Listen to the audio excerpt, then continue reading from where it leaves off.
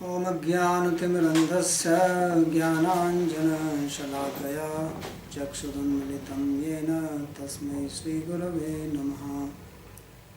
वन्देऽहं श्रीगुरोः श्रीयुतपदकमलं श्रीगुरून् वैष्णवांश्च श्रीरूपं साग्रजातं सहगणरघुनाथान्वितं तं सजीवं साद्वैतं सावधूतं परिजनसहितं श्रीकृष्णचैतन्यदेवं श्रीराधाकृष्णपादान् सहगणललिता श्रीविशाखान्वितांश्च। हे कृष्णा करुणा सिन्धो दीनबन्धो जगत्पते गोपेश गोपिका कान्त राधाकान्त नमोस्तुते। तप्तकाञ्चन गौराङ्गी राधे वृन्दावनेश्वरी वृषभानुसुते देवी प्रणमामि हरिप्रिये। नमो महावदान्याय कृष्णप्रेमप्रदायिने कृष्णाय कृष्णचैतन्य नामिने गौरद्विषे नमः। पञ्चतत्त्वात्मकं कृष्णं भक्तरूपस्वरूपकं भक्तावतारं भक्ताख्यं नमामि भक्तशक्तिकम्। श्रीकृष्ण चैतन्य प्रभु नित्यानंद श्री अद्वैत गदाधर श्रीवासदि गौर भक्तवृंद। हरे कृष्णा कृष्णा कृष्णा हरे हरे हरे राम राम राम हरे हरे। जन्माद्यस्य यतोऽन्वयादितरतश्चार्थेषु भिज्ञस्वराट् तेने ब्रह्म हृदयादिकवये मुह्यन्ति यत्सूरयः। तेजो वारिमृदां यथा विनिमयो यत्र त्रिसर्गो मृषा धाम्ना स्वेन सदा निरस्तकुहकं सत्यं परं धीमहि। नारायणं नमस्कृत्य नरं चैव नरोत्तमं देवीं सरस्वतीं व्यासं ततो जयमुदीरयेत्। स्वस्ति अस्तु विश्वस्य खलः प्रसीदतां ध्यायन्तु भूतानि शिवं मिथो धिया मनश्च भद्रं भजता दधोक्षजे आवेश्यतां no मतिरप्यहेतुकी। Reading from Srimad Bhagavatam, Canto 5, Chapter 11, verse number 12. Teachings of Jad Bharat to King Rahuguna, and he is speaking about mind, the role of mind, and how it binds a person to the material world. And he was talking about the various types of states of mind which are called vrittis. And he made 11 divisions, 5 related with the working senses, 5 related with cognitive senses, and 1 with the mind itself, or with the ego. And then in the last verse he said that some people say there are 12 because ego manifests in this form of I and my. So that's what we read. Now he speaks about Kshetrajna, or one who knows this. Because vrittis, they exist but they have to be known by somebody. So there is an object of knowledge. There is knowledge and there is knower. Because if the knower is not there, then knowledge has no meaning, nor the knowable. So who actually knows? This cannot be answered by the modern science. They know how knowledge happens, but they don't know who actually says I know. They have not been able to figure it out yet. In the brain they can tell you that this is how perception happens, but who is actually perceiving it. So that is beyond the ken of the instruments which they have, because they are studying with the instruments which are made of matter, and they want to study the conscious being in that. But conscious being is called Pratyagatma in Sanskrit, means that is the inner self. And all these material objects, they are called parag, or which are inert or which are illuminated by the Pratyagatma, by consciousness. So just as if you take a spark from the fire, that spark cannot illuminate the fire. Or the spark cannot burn the fire itself, the source of fire. That is not possible, because that source is actually supplying energy to it also. So like that, these material objects which are not luminous by their nature, they are illuminated by the Kshetragya. So they cannot approach the Kshetragya. It's like we use a pen to write. That pen can write because we are using it, but pen cannot know the writer. It does not have that ability to know it. So in the same way, the senses are only instruments, and they are used to perform their function. So they cannot know the person, the agent who is using them. So that agent is called Kshetragya. So there are two different words which are used. One is Kshetragya, another is Atma. So Kshetragya and Atma are not exactly same. Kshetragya literally means one who knows the Kshetra. Kshetra means field, and field is the body. Body is compared to a field, because in the field you put the seed, and then some crop or vegetables, fruits, flower, they grow in it. So like that, this body is the Kshetra, because in this there is the seed of karma. There are vasanas, desires, and you perform karma, activities, and that gives you result. So that's why body is called Kshetra, or field. But just as the field is owned by somebody, or somebody who plows it, somebody who uses it, like that there is a Kshetragya who thinks this belongs to me. So pure Atma, as we have been reading before, the pure Atma, the pure self, is not influenced by anything. It is completely separate from Atma, and from the body, and from Kshetra, and from everything else. But at present, the Atma somehow is identifying with the body. And because of identification, it becomes limited or conditioned. It's like you have your house or your apartment. So your apartment is conditioning you. When you go from here back to your country, you will go to your apartment, not that you can go anywhere. So that is the conditioning which is pulling you. If you don't have anything, you could go anywhere. You could go to any city, any village, anywhere, because you are free, like a sannyasi. That's why sannyasi is called sannyasi, because he is free from conditioning. Nyasa means to drop, to give up. He has given up his conditioning. He does not identify that this is my house, these are my parents, these are my relatives. Sannyas means to give up all that. So then sannyasi is also called parivrajaka, means one who wanders. He can go anywhere. So that is the meaning, that he is free from the conditioning. No relations, no possessions. So Atma is like that. But then when Atma identifies with the body, then it becomes limited by that body.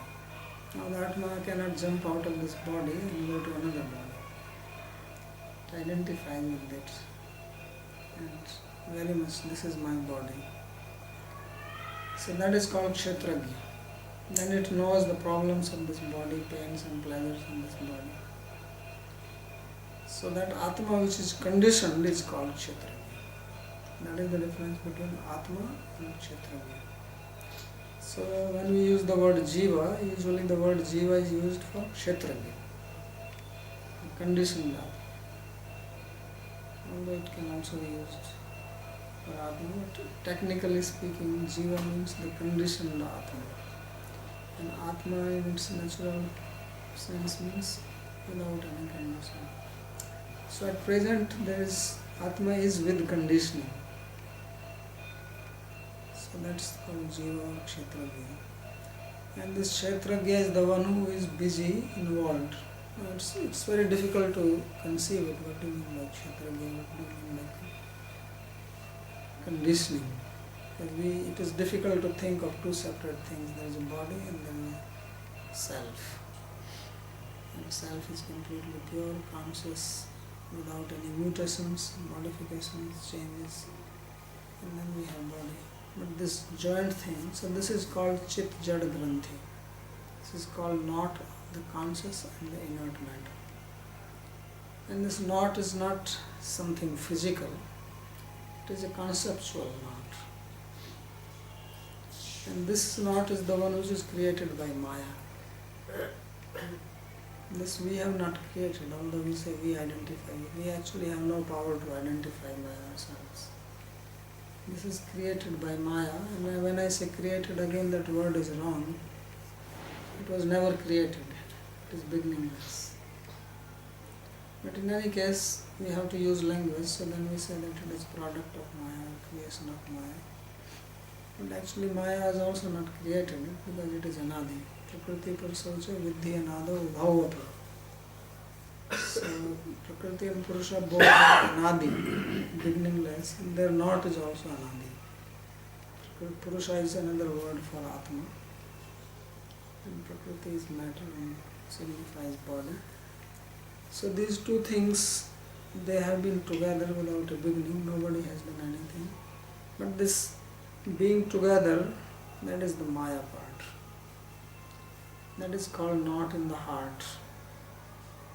That is called bondage, that is called samsara, that is called bandhan. All these words which are used. Identification, upadhi, adhyas.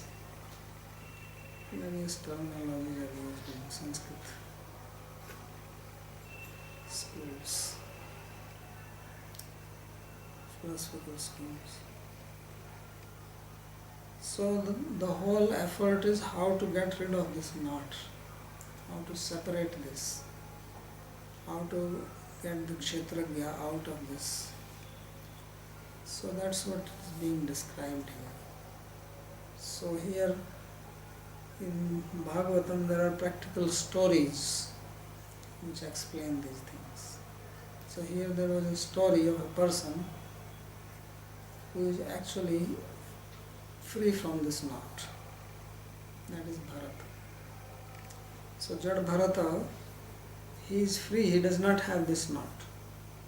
So we are seeing the behavior of such a person, we are listening to his words. So his words are not some speculative philosophy that some people sit down and then speculate. He is speaking from his experience, that what it means. So when he is talking about these vrittis and all these things, he has realized this. So now he talks about Kshetragya. Kshetragyeta manusho vibhutir jivasya maya rachitasya nityaha avirhita kvapi tirohitascha Suddho vichaste hi avishuddha kartuhu. So he says that these are all the vibhutis of Kshetragya. Kshetragya, not of Kshetragya but of the mind. Manso vibhuti, jivasya manso vibhuti. So he is making two separate Kshetragya, jiva. Maya Rachitasya. So these are all manifestations of the mind of the jiva.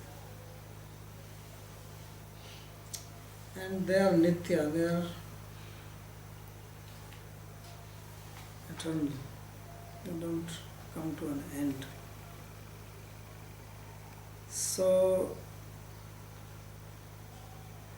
although my Kshetragya has no physical relationship with the mind, but still they exist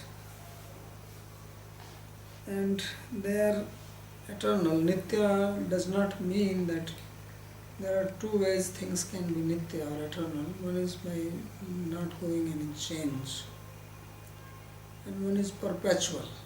So the word here nitya means that they are perpetual, not that one vritti stays eternally. You know that the vrittis are continuously changing. So they are not eternal in that sense.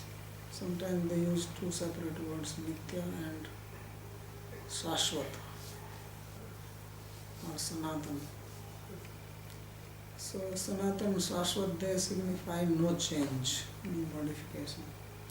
Nitya can be applied for things which change but which never comes to an end.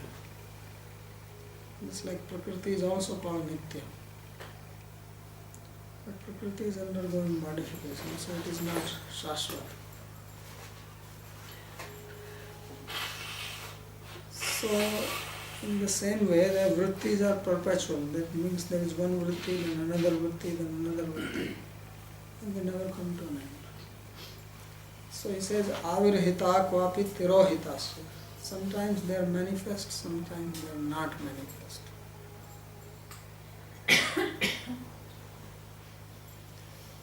So when we are in the wakeful state, when we are dreaming, then the vrittis are manifest. When we are in deep sleep, or when the world comes to an end and there is a dissolution, and all the atmas, all the souls, they enter into Lord's body and matter becomes manifest. So at that time also there are no vrittis, there is no mind. Mind also goes back into its unmanifest state. There are no senses, no body, no mind, no intelligence, no ego. All these material things, they don't exist anymore. So at that time also there are no vrittis. So how can we say that these vrittis are eternal? So then he says that they are called tirohita. They are unmanifest because the avidya is there, which is the cause of all these vrittis, the ignorance. So whenever the creation will happen, then the vrittis will start again. So you can say that they are in their seed form, or in the form of avidya, or in their causal state. So manifest means effect and unmanifest means the cause. So they are existing, means the potential is there and it will sprout just as the seed sprouts when it gets some warmth and moisture and air. All these assisting agents make the seed sprout. So therefore it says, avirhita kvapi tirohitasya siddho vichaste hiya vishuddha karatu. So he says that the pure soul, pure Atma, he sees the activities of the impure one. So impure is the one who is identifying, and he sees all these vrittis of the mind.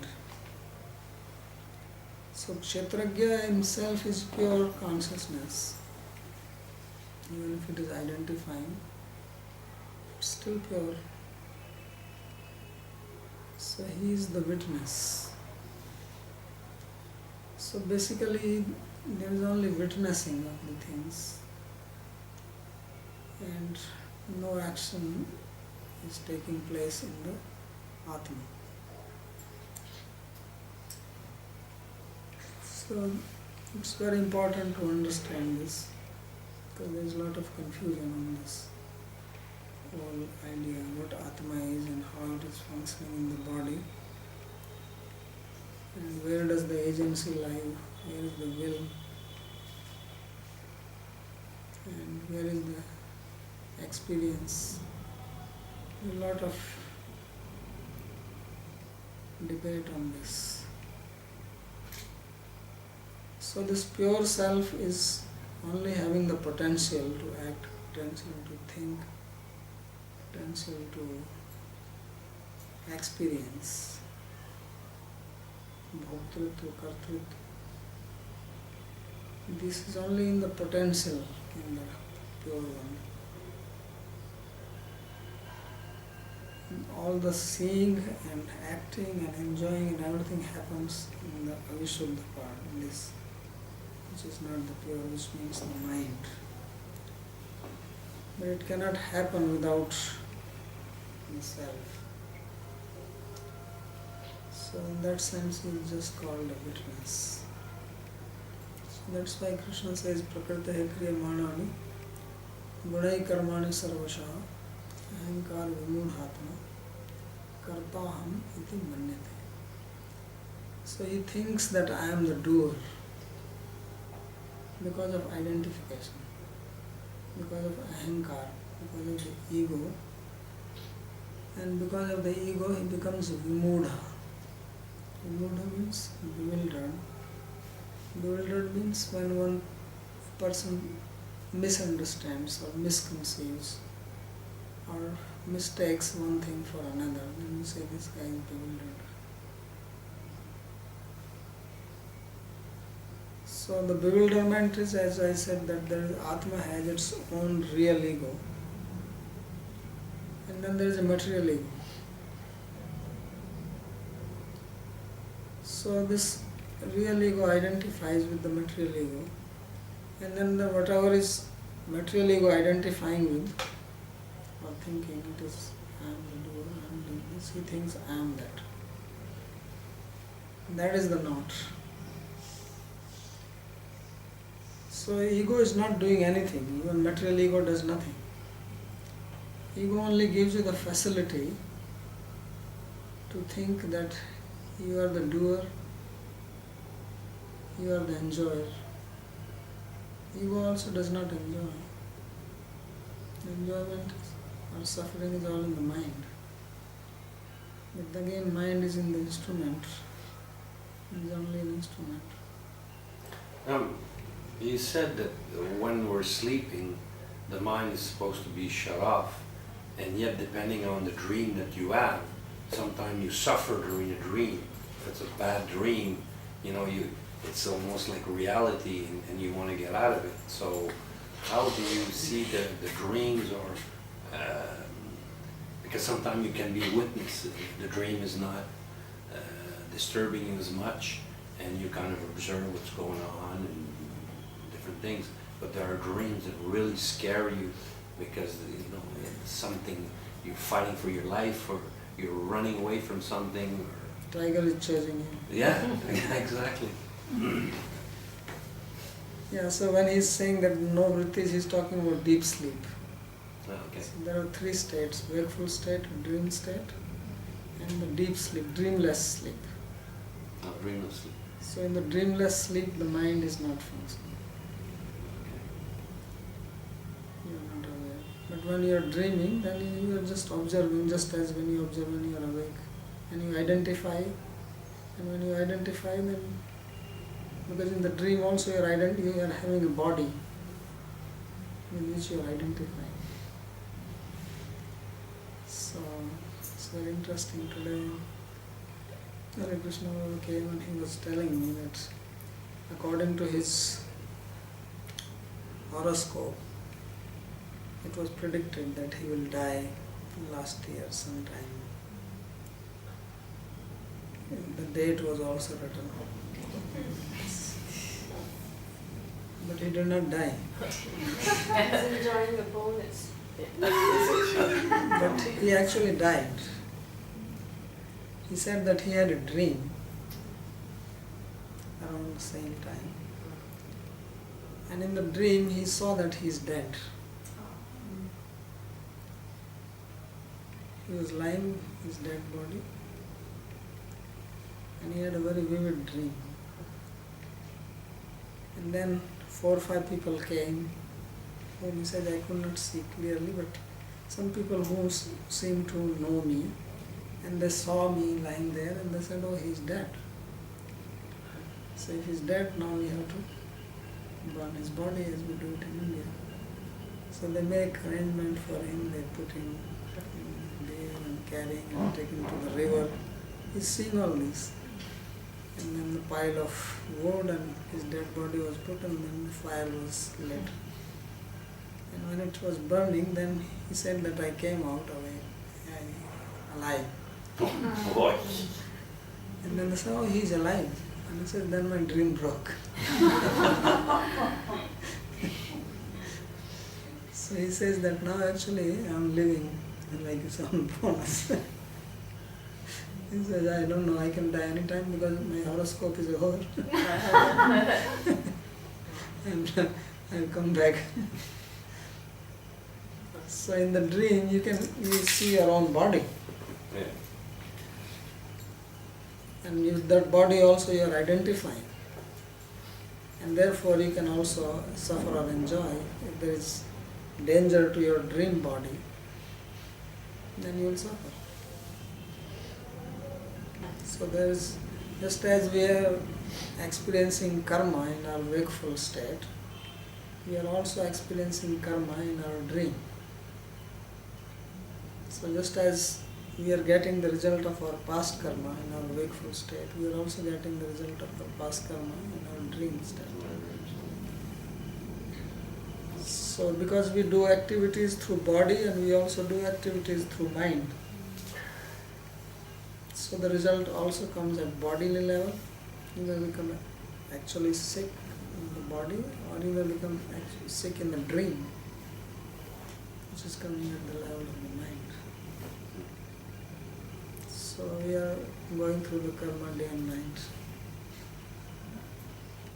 So then are those dreams good to move through your karma or burn karma, or is it, because in Ayurveda you'd want to calm vata so you don't have those dreams, but It's like when you are sick. So now you should do medicine, I mean take care of your disease or not? Or just think it is my karma, so let it go. So just as in your wakeful state you go for panchkarma, so for your dreams also you can do Shiradhara so that you can sleep with less dreams. What karma is going to come, that will come, but what is my duty of present that I should do to keep my body balanced. And why some people are dreaming a lot and some they are not dreaming at all? That depends on the nature. If you are Vata type, you dream more. If you are Kapha type, you dream less. What a type are dreaming more? Yeah, So much. because the mind is flowing. Floating. It's like Vata type people also walk more movement physically, right? Vata means air, means the quality of air is it's moving. Even in this room, the air is always moving. It's never stable. So that is the characteristic. Your body moves, your mind also moves. There are also people who walk in their sleep. And Too there much are work. deep unconscious things that they want to accomplish, and they will do that depending on what it is they want to do. But they will be, like eyes would be wide shut, but they're carrying out a wish, a forbidden wish, a deeply unconscious wish to hurt someone or maybe enjoy oneself, whatever. But they're really moving around trying to carry out this desire. And when they wake up, come out of it and find that they're standing over someone with a knife or something, that could be very frightening. In the midst of something or beginning to do something. It's like the forbidden wish is so strong that it's carried out in that state where they get up from bed and they go wherever they have to go, be where they have to be in order to carry it out. Yeah, because as you said that they are so intent on doing something, they move their body. Some people move their body on the cot itself. They don't walk. And others are so active. And they get on the bed and they start walking. So that is because of the disturbed state of mind. When mind is peaceful, then you also don't move much while sleeping. You sleep.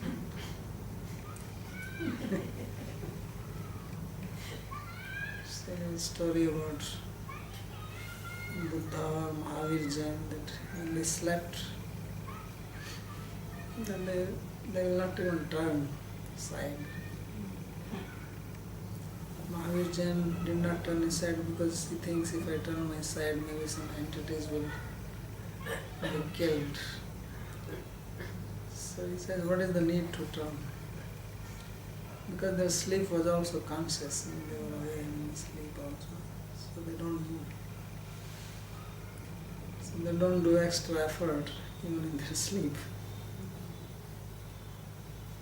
And some have violent dreams and also violent bodily movements. All the things. Like children do that. Babies. It also they're running they're sleeping, moving their legs. Yeah? I mean, while lying down, you can see how their Not body these- is working. Not these dogs. They are just Il y a des, je lis dans certaines philosophies disent que les cauchemars en fait permettent d'évacuer la peur de la mort parce qu'elle est tellement forte qu'autrement les gens peuvent mourir. Vous voyez? Yeah, the dreams can evacuate the fear of death. Nightmare. A nightmare, right? evacuate? Ouais. What do you Non, mean? j'ai lu ça, c'est Ah, philosophie. She read that sometimes the dream can serve to save you from dying in your sleep by evacuating that fear of death. Ouais, la peur de la mort.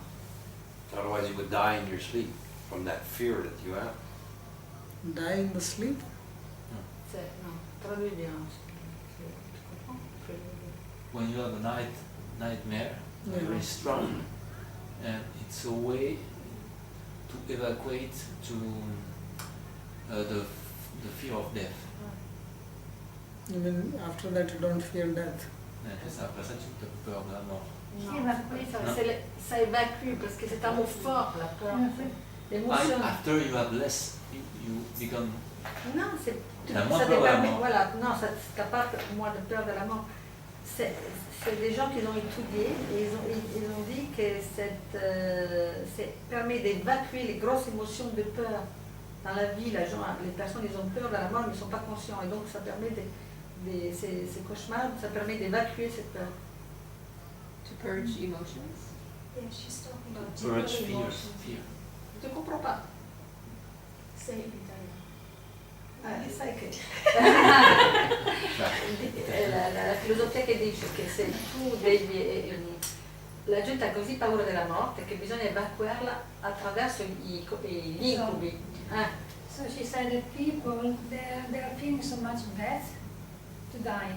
So that there is a philosophy which say that people, they have this kind of training that they can get rid of this big fear by going through some nightmares or something. In these nightmares, they burn this fear of death, basically. It's true? Or what is the question? Volevo sapere se esiste, se è vero, se è vero. So she wants to know if this can be true or it's just like a speculation. How the fear of death will go away by nightmare? Com'è che la paura della morte può dissolversi quando tu sei in incubo? No, non è che loro preparano, è un'analisi che hanno fatto, un'analisi. They capito? said they just analyze that and Analysis. they just give a statement like that. Voilà. It's not possible.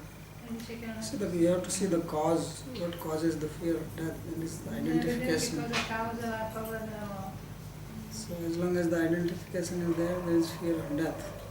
perché fin tanto che c'è l'identificazione col corpo c'è paura. And that is another thing that you can sometimes put yourself in ignorance, like somebody becomes drunk. Most people commit crimes after drinking. But then you become more oblivious of the situation and when you're ready to do things or take risk. But that does not mean that they also become free from it. Freedom will come only, either you become completely ignorant, like a baby, or you become enlightened. As long as you have awareness of your body, you will have fear of losing it. Because fear means fear of losing something which you think is yours. That's what fear is. So as long as you identify with the body, there will be fear. So I've heard that you can burn through emotions through meditation or chanting. You can release samskaras. So could that be similar, that the nightmares, or is that not true either? No, you can burn when you do something consciously. Nightmare, if you do conscious sleeping and go through conscious nightmare, if there is any process for that, then it can work. But if you are having nightmare, you don't have any control over it. You are terrified. Right. So how is that going to help you? Right. It cannot. So even in psychotherapy, they help you to go through a traumatic experience consciously. So when you go through it consciously, then it gets weakened or digested. That is helpful. Can it be possible that for example, now I told to Jaya this morning what I dreamed the last night. So I had the sensation that I could decide and do things as I want within the dream. Yeah. So is this possible, or is it just like a, Yeah, it is possible. so it's possible? Yeah, in dream also you can take decisions. Yeah, exactly. I took a decision and then everything was fine.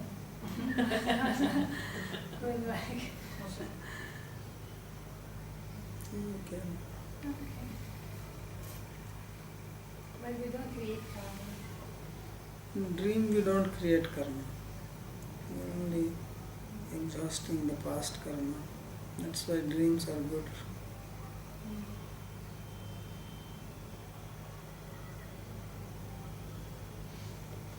That's why you feel fresh after that. Not always. Like once I dreamed about war, it was some war and I was escaping and I didn't feel fresh at all. I was tired. I was escaping from there and so it wasn't fresh at all. After this dream, some dreams are cruel. Sometimes I fight for my life or I escape or I help someone from fire or whatever.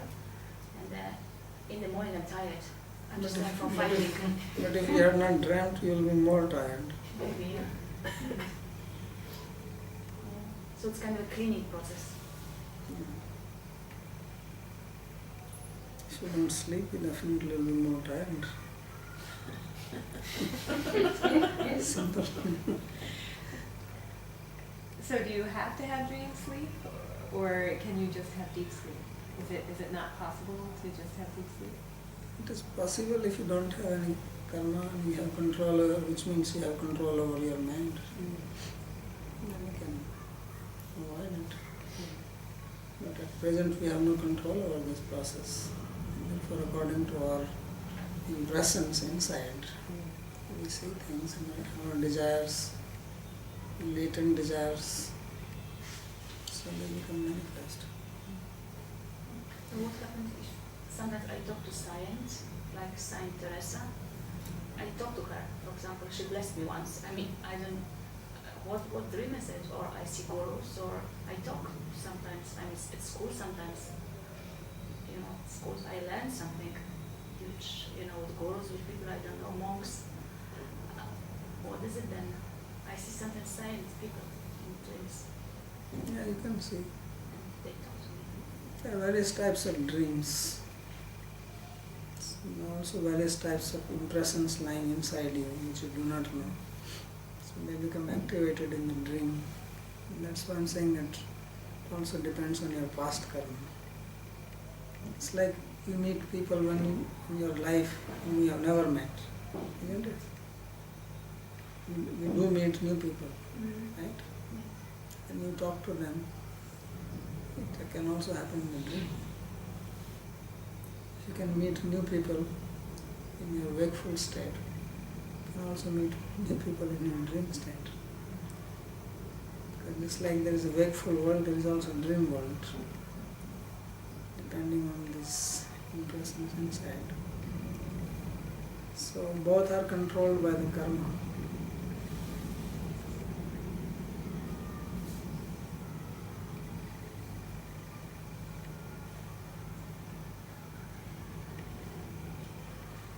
Yes.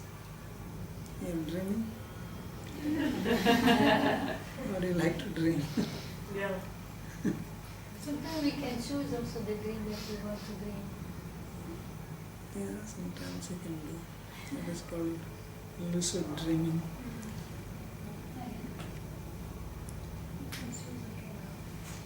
Going to doing that. Okay, let's read the commentary on this. It says, Kshetragyo hi dvividha. So there are two types of Kshetragya, Paramatma, Jivatma. So there is Atma inside, is also called Jivatma, and there is also Supreme Atma, Supreme Being, Paramatma. Both are called Kshetragya. Out of that, Paramatma is the real Kshetragya, because he actually knows. And we, the living beings, are secondary Kshetragya, a little bit, not so much. So in Bhagavad Gita also, Krishna also says, Kshetragyam chapi mam viddhi sarva kshetreshu bharata. Kshetra kshetra gayor jnanam yattas jnanam matam. So he says, idam shariram kaunteya kshetram iti abhidhyate.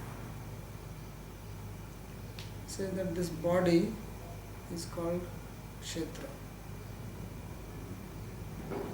And it says that I am also, there is kshetragya, I am also the kshetragya.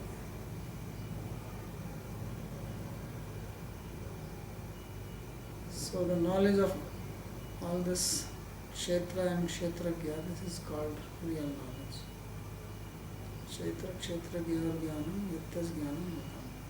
There are various types of knowledge, but to know the kshetra and kshetragya and how they are working, this means to know body and to know Atma and how they function together. This is the real knowledge.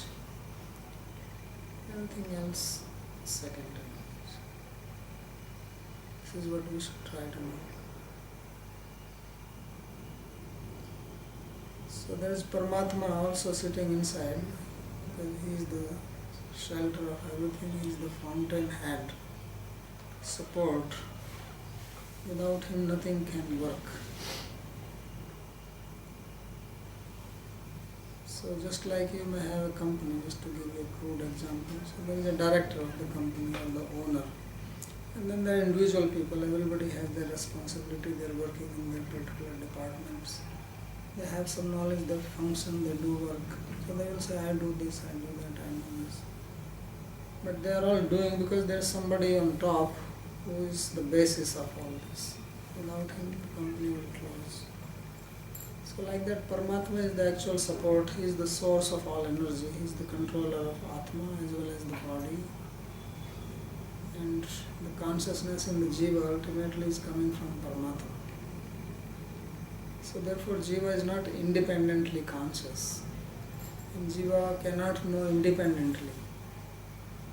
Even though it is called Kshetragya, but it does not have the ability to know by itself without Paramatma. It's only by the grace of Paramatma. So everything is ultimately under the control. Just like the company is under the control of the boss, owner, director. Like that, Paramatma means the supreme controller. That's why it's called Paramatma. So we may not know this. In the company, the owner, most of the people may not even see the owner. They may have just heard that there is somebody like that. They may not see. Big company, there are people, 50,000 people working in a company. They don't know who is the owner of it. Yet he is the one who is running the whole thing. So like that, we don't know who is Paramatma, but actually it is by his power that things are happening. Whether we acknowledge it or not. And just as the owner is not interfering into the day-to-day activities of a simple worker, like that Paramatma does not interfere in our day-to-day activities. And because he does not interfere, we think he does not exist. And then we get into this trip that I am actually the real doer myself. Or I am the controller, or I am the enjoyer. I can act, I can perform activities and then I enjoy. That's how this illusion comes. So he says that there are two types of Kshetragya, Atma, Paramatma. Tayo prathama purva shloke uddishta uttar shloke vakshite. So the first one, the Jivatma, is being explained in this sloka and the Paramatma is explained in the next one. Dvitiyasya dvividho baddho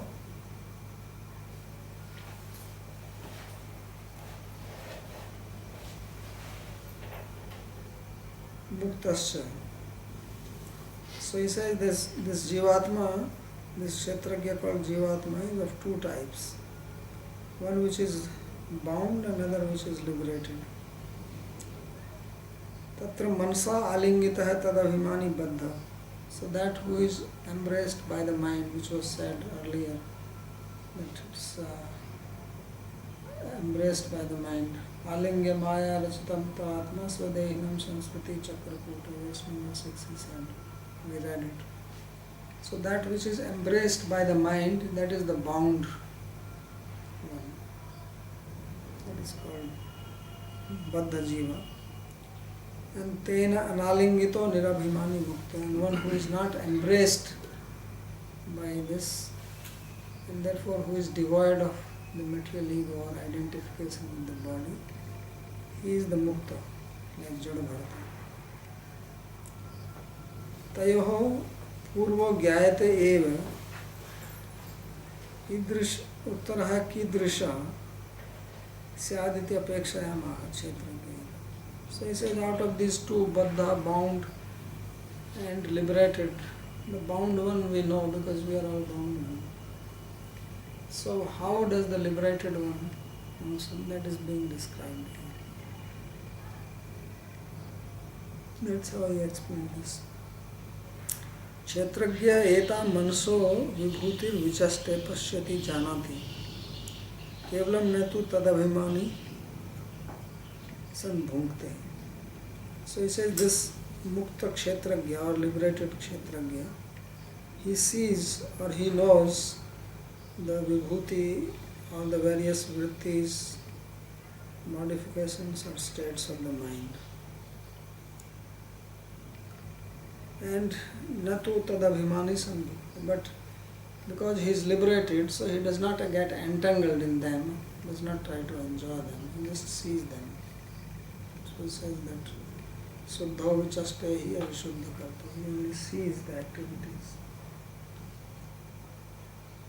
So that is only for the liberated one, like Jada Bharata. Others, they become identified Abhiman, that it is me or it is mine, and then the sufferer enjoys.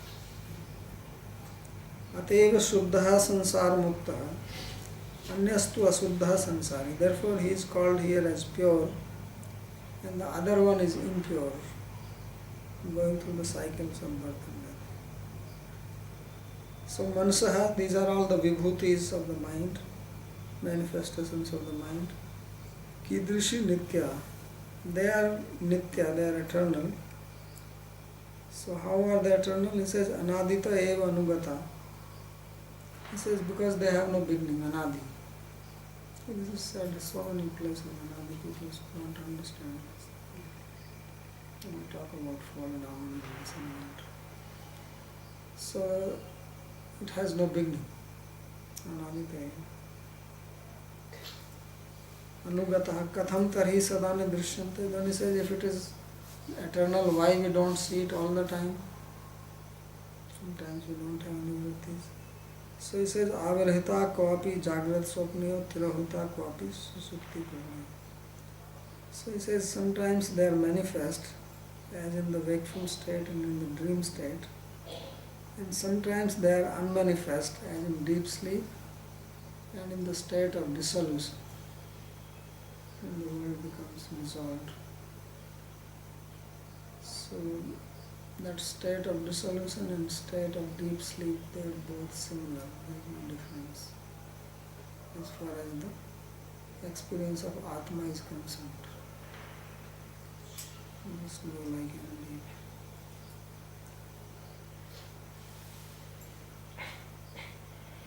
So this is his commentary on this, and then in the next one he is going to speak about the next Kshetragya.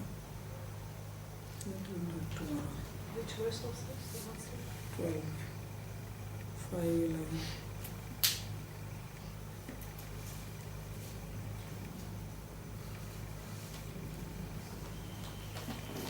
Je peux poser la question que vous voulez poser, parce que dans le Bhagavatam, c'est marqué à l'instant de la mort, on prend un nouveau corps.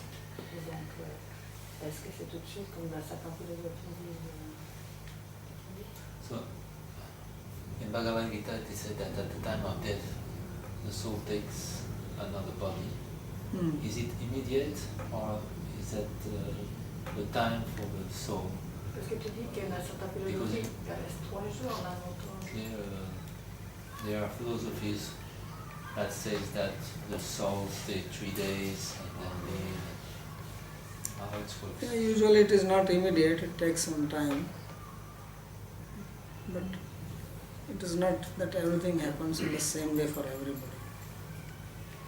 Even Bhagavad Gita also says that some go to heaven, some go to hell, some stay here. So depending on what is the person's karma and destination, then things happen differently.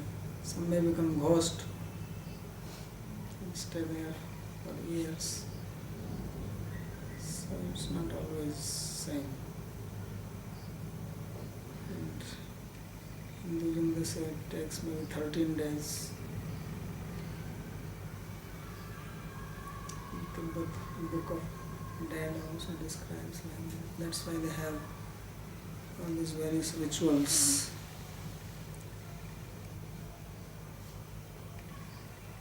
For after the dead person, on 13th day they do the yajna.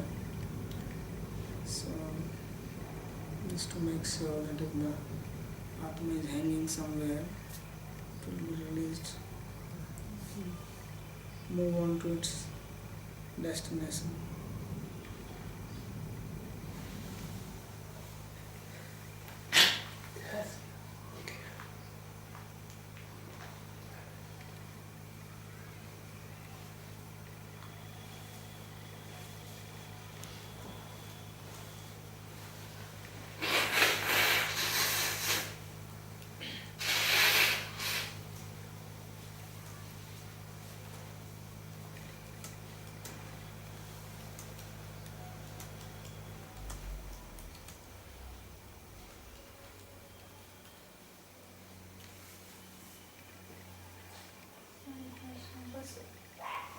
Yes.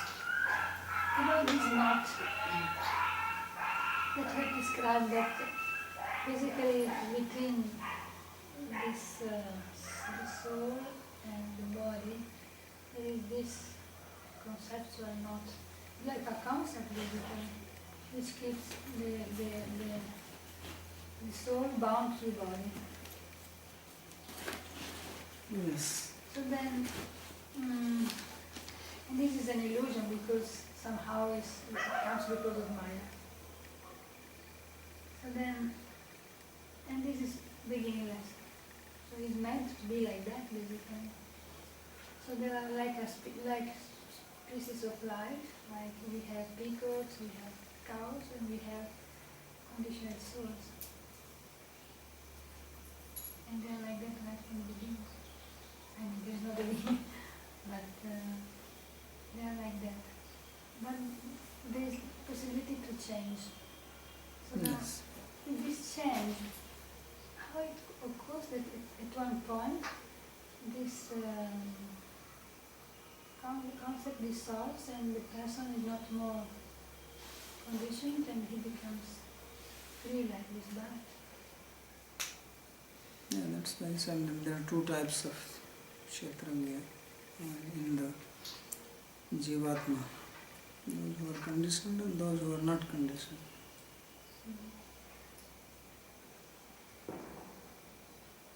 But the condition, they can change the situation. They can be like that. So then how it happens basically, like So when you speak loudly because there are other people listening so that they can also listen to the question. okay. So I just want to know how it happens because it's not that it's a reversible process. It's not like it's like that. A peacock is a peacock and cannot change. But this type of soul as we are, or conditioned, The soul of peacock is not different type of soul. Soul is same as yours. yeah, It's but only the body. in that particular life, he cannot change anything. Yeah, most human beings also. How many people actually change? Human beings have the facility, but how many take advantage of that? Because they don't know. So then they are saying. That's what Buddhism says, that if there is no Gyan, there is no object. So then depends on knowledge. Of course, if knowledge is not there, you act on the basis of knowledge. Your actions spring from your knowledge. If you don't have knowledge, how will you act? So they don't have knowledge, therefore they have knowledge, only the instinctive knowledge of food, shelter. They act on that.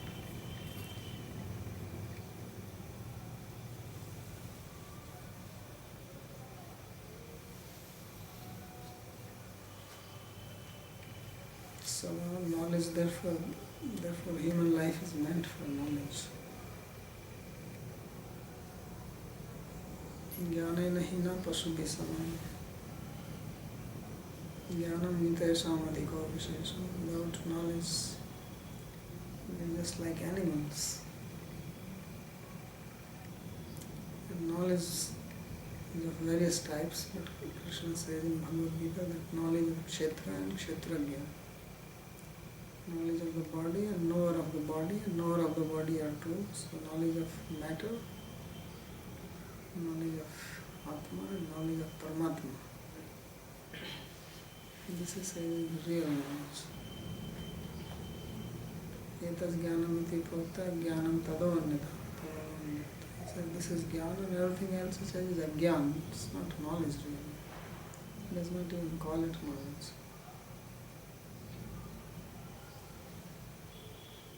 Because what good is it?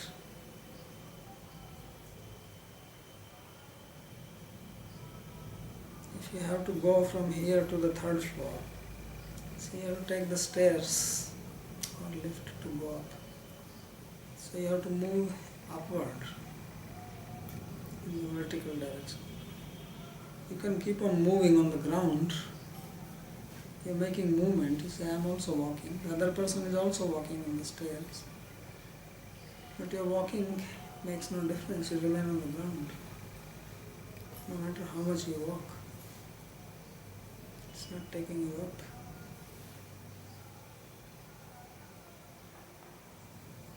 So therefore that walking, you will say it is no walking. That's what Krishna means, that it is not knowledge. That it is not uplifting you.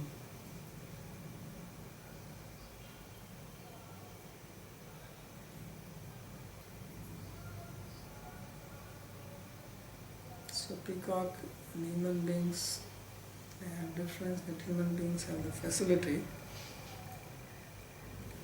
Peacock animal they don't have. But it's like you live near to the airport and somebody is living 500 miles away from the airport. So you have the facility to catch the flight. But if you don't catch flight ever in your life, there are many people living next to the airport, especially here in India, and so many of them never fly. So then this has no advantage for them if they're next to an airport. It's only a disturbance. And maybe they feel envious of others all the time flying and they say, I never go anywhere. So like that, human body means next to the airport.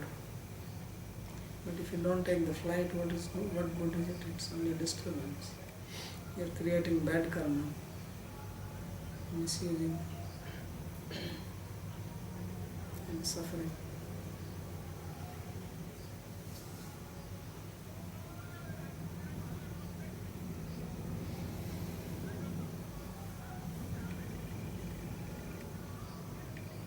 Anything else? I was just thinking about haunted houses. About? Haunted houses, let's say there's a young married couple and they're looking for a house and then they find one that they really like and then they're told that, there were many murders that took place there, all kinds of terrible things. But they're so conflicted because the house is so beautiful and it's got, but the spirits and things moving around. What do you say to someone like that? It is possible, there can be spirits. So if they are willing to deal with the spirits and have the luxury of They have to satisfy the spirits. this Satisfy the spirits. So they don't bother them or they leave them. They have to cook for them. Yeah, I've heard tales. Make some bhoti yagya. Excuse me? Make some bhoti yagya. But like I've heard stories where doors are closing and something passing by and a couple maybe trying to raise their children in a house that looks great externally and internally, but there's other things going on, all kinds of apparitions and sounds. So there must be some aspect of the couple that likes that. It's challenging. Maybe they like it.